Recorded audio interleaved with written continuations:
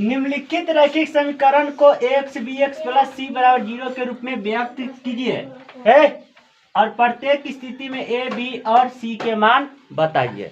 क्या करना है? ए बी सी का मान बताना है। चलिए इसको क्या करिए, पहले ए बी सी के रूप में सजाइए। ये प्लस में रहता है, इधर आता है तो माइनस में 9.32 ये हो गया ए बी सी के रूप में। तो ए का मान क्या है? 2 है, बी का मान क्या है? 3 है और सी का मान क्या है? माइनस में 9.35 है। ठीक है, आंसर एक्स वाई को छोड़ देना है। ठीक है, सब में वही करना है। इसको भी सजाइए कि तो है ये सजल।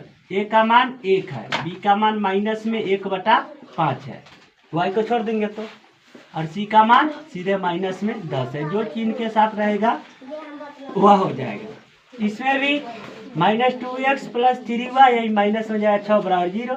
एक्स का मान -2 भले ए का मान, बी का मान 3 और सी का मान -6।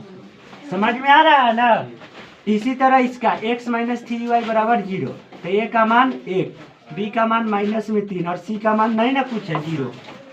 ठीक है, समझ में आ रहा है ना? 2x माइनस चिन्ह है तो प्लस से 5y बराबर 0। तो ए का मान 2, बी का मान 5 और सी का मान कुछ नहीं यानी कि 0। इससे भी आपका ए का मान कितना?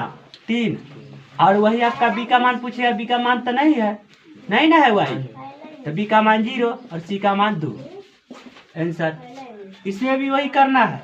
ए का मान नहीं है, 0 है, बी का मान क्या है? 1 है, सी का मान -2। एक्स नहीं ना इसमें देखिए 5 - 2x बराबर 0। तो ए का मान कितना है? -2 है, बी का मान क्या है? नहीं है पता, और सी का मान क्या है? 5 है। ठीक है, समझ में आ गया? ए बी सी के रूप में जो ना रहेगा उसका मान 0 होता है। कंप्लीट। ए बी सी का मान ज्ञात करना था, चैप्टर खत्म हो गया।